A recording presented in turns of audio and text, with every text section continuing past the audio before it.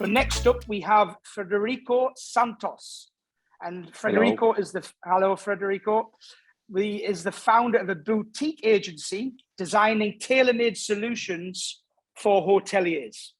So I'm not going to go too much into what Federico does. I'm going to leave that to him to present his presentation. So over to you, Federico Santos, for your presentation.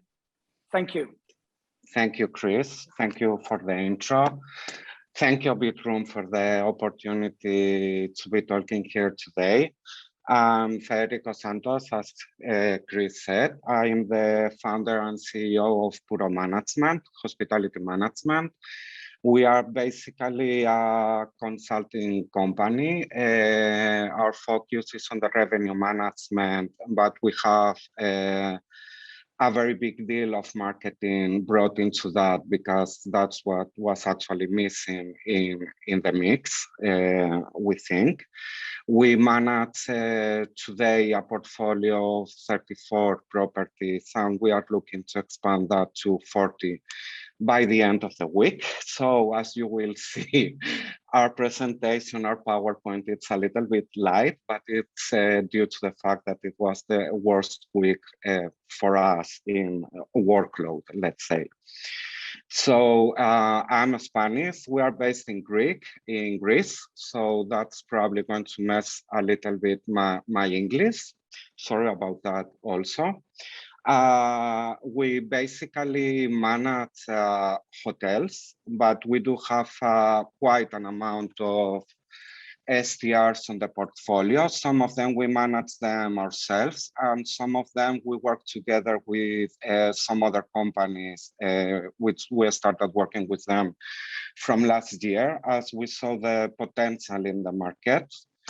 I'm going to start a little bit the presentation by stating a little bit what has happened these past 2 years. So basically, Puro Management as a company, we started 1 week before the first lockdown in Greece. So what it seemed like a bad timing to everyone, to us, it actually has some that helped us to become what we are and to have the growth that we had these past 2 years. Because while all the other companies, they had to adapt to something new, we grew up into this new situation. So as you all know, from one day to the other, basically, chaos came in and nobody knew what to do anymore. COVID was here. No one knew what this was about, what was going to happen. Suddenly, from one day to the other, we saw that everything was canceled, like you can see in the picture over there. So I'm going to give you a little bit of a background in Greece. Greece, it's a very, very particular market in a lot of ways. We had a record year in 2019. So everybody was just thinking that 2020 was going to be an incredible year ahead. Actually, the growth back then, talking back into January 2020, we had a huge growth in comparison to 2019. This was not only in reservations for the next year, but it was also in the amount of new properties opening in the destinations. So there was like quite a huge impact because Greece, it has two particularities which made COVID maybe be a little bit more hard for us than for other countries when we are talking about tourism. The one particularity is that 90% of properties in Greece are independent. They are not chain-based. So there is a lot of misinformation, let's say. It's a little bit harder to handle that. And the other thing is that the 90% of tourists in Greece, they are leisure-based. So we are talking that hotels in Greece, basically they start operating in May, then 90% of them start operating in May, and they close their doors around the 15th of November, when not the last week of October. So the impact that we had was not the same day as a property in Athens had, let's say. We were looking into a future problem. So what we saw is that we had to keep on walking. And while the whole world stopped, we are starting to think how could we start working into have some kind of business looking forward to the summer, because everybody was panicking. So the 50% reaction of the market in Greece, it was that they will not open their property. The 100% reaction of the portfolio we managed was that we are going to open during the summer. So in order to do that, we had to greatly adapt everything, because we were working with a future of 0 reservations. And with the background knowing that even if we had 1 reservation, this reservation was not real, let's say. So this created quite a huge issue for us. So the real impact of all of this was, beside having 0 reservations, it was like, what do we do now? Because we have like 0 cash flow right now for the summer. As I said before, hotels working in Greece basically for 2 to 3 weeks, let's say, it's the good thing in Greece. Between the 15th of July and the 5th of September is when all of Greece it has good occupation and good rates.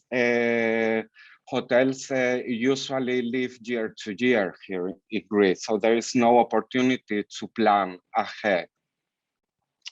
So this was very, very stressful regarding the cash flow for the properties, which suddenly they lost all of the non-refundable reservations that they have inside. They also had to do a lot of cash back. So the first thing that we thought is like, let's not cancel, let's see if we can reschedule. So together with Lamb and Lion from New York, we started creating a voucher program for our properties way before than the European Union thought about it, disgracefully. And we basically contacted every single reservation that we had in every of our managed properties to see, hi, how are you? How are you doing? How's life going? Let's say, how it's pandemic impacting you. It's impacting us also. Just be sure that the moment that we can open, we will do. So if you want to reschedule your vacation for this summer, we will be here waiting for you. And if not, we can move it to 2021. So we actually had a 90% response rate in that, which gave us a base to open safely for the summer. Now, the second big impact that all of this had in everyone, it was the operation side. Obviously, we plan every year. We do this year by year. We create a budget for the properties, both for expenses and for revenue for the next year. So we had right now invalid budgets, let's say, because we don't know when we'll be open, when we will be allowed to open after all. So the expenses budget was also going, not working. So from an operational side, we also had to think a lot like, what are we going to do? Are we going to hire all of our staff, or what's going to happen, you know? So basically what we did, it's a cut of 50% in everything, in expenses and in revenue, with actually work good for us on 2020.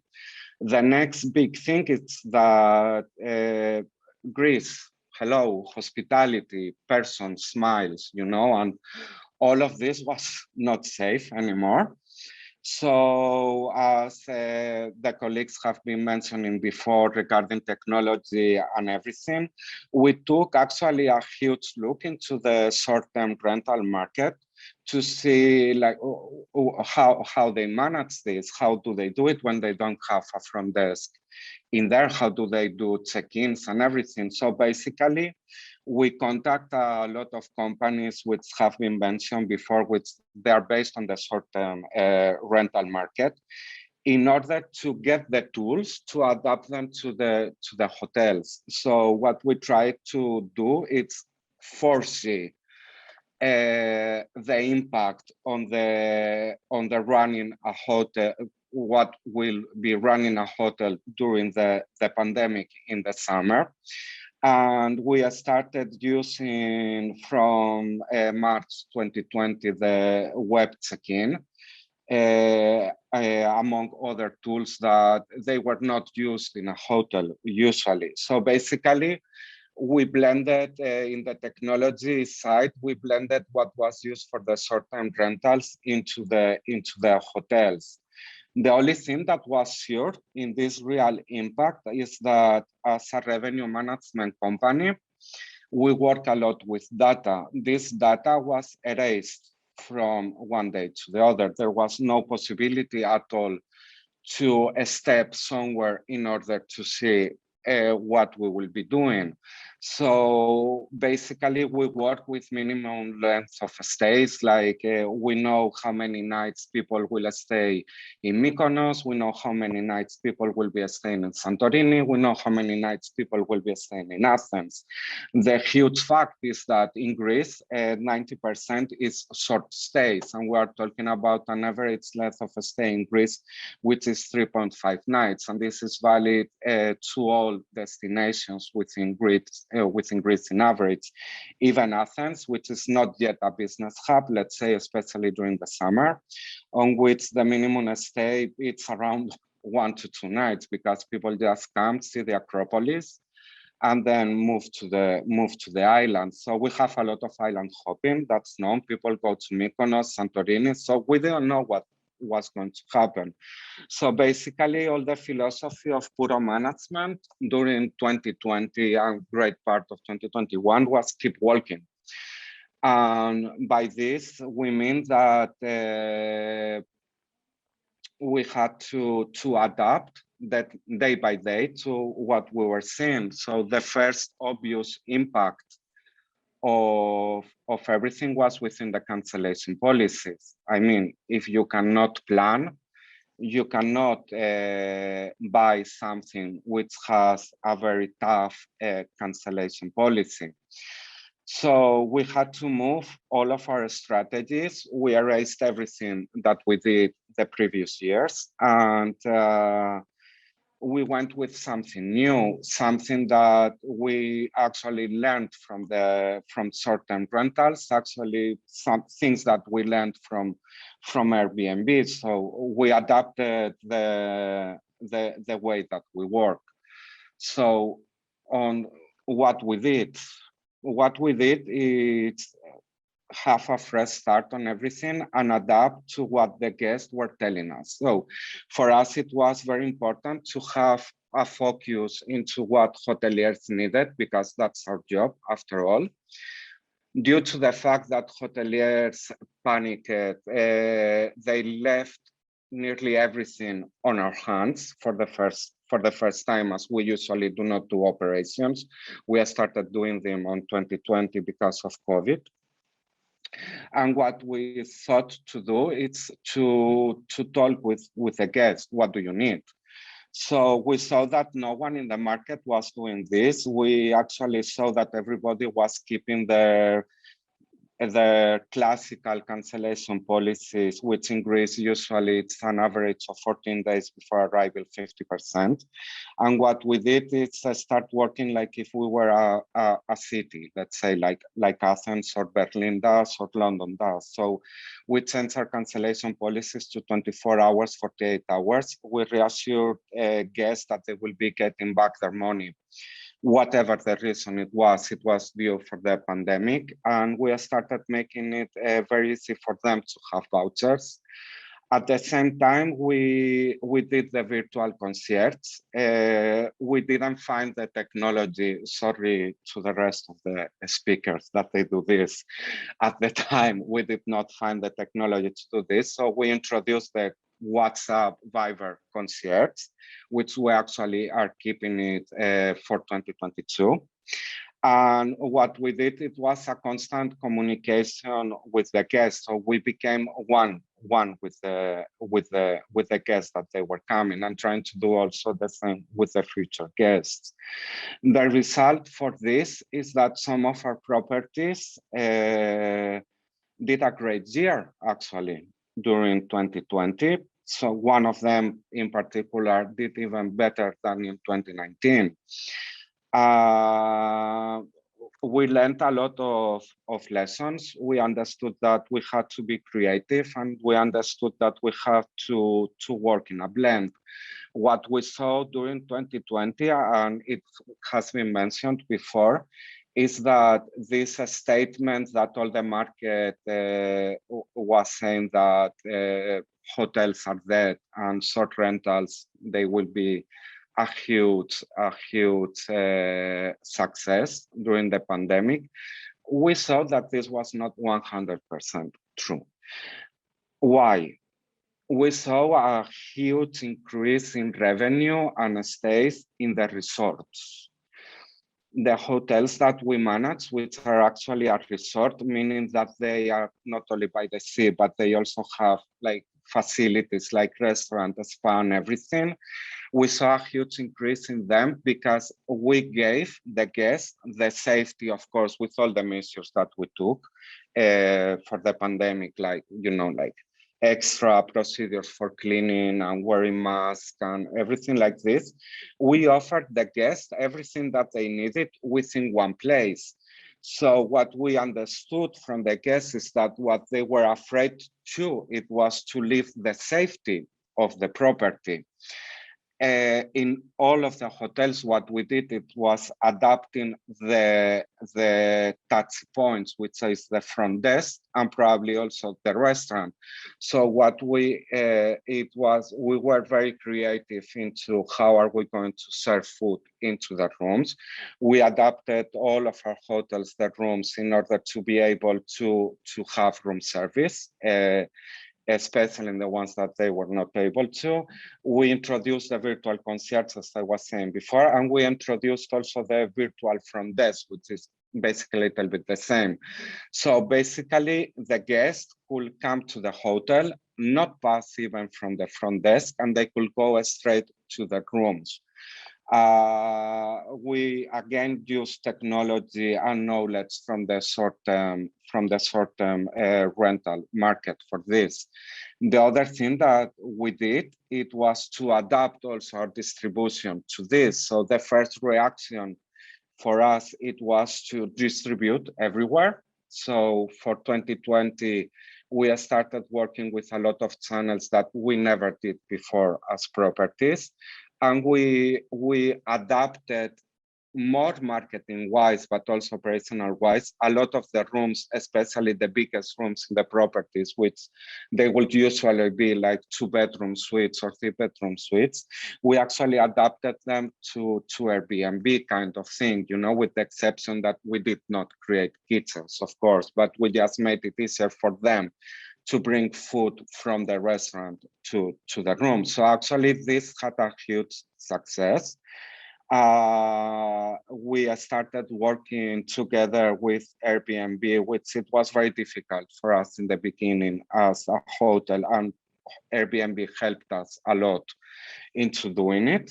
And we had a huge increase of sales, like, I don't know, 240% probably increase of sales during 2020 on this channel.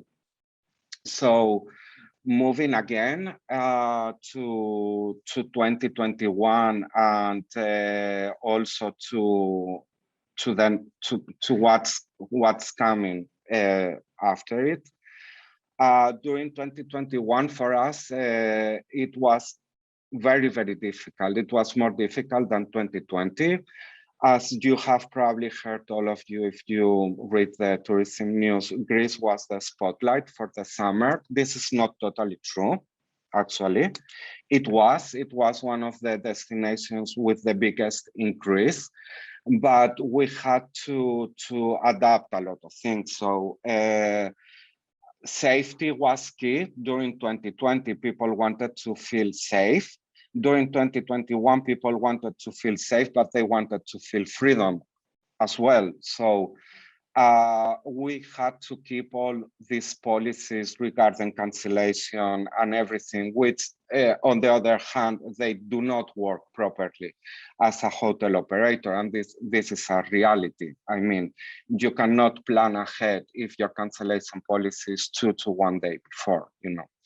So on the next day, we kept doing 2021 as we did on 2020, and we started a bigger conversation with the guests.